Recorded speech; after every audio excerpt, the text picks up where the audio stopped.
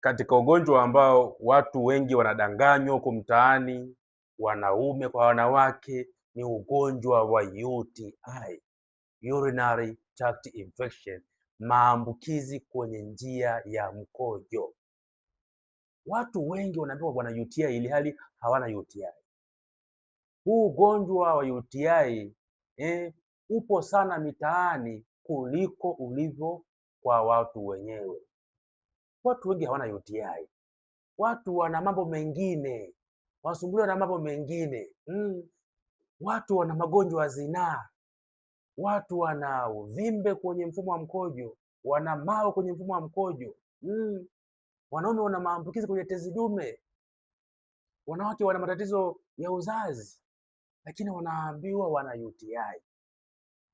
Kama umeambiwa una UTI alafu hauna dalili zifuatazo, wewe hapo unadanganywa, nenda sehemu nyingine.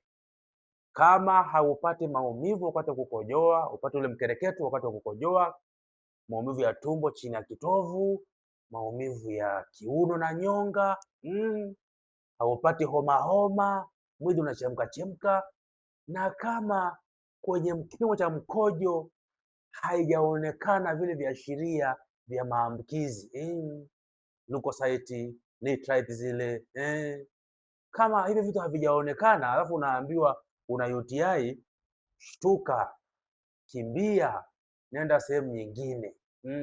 UTI haipo kama ambavyo mnaambiwa. Magonjwa ni mengi, hakikisha mtaalamu wako anakuchunguza magonjwa mengine. Aachane na mambo ya UTI, kila kitu ni UTI.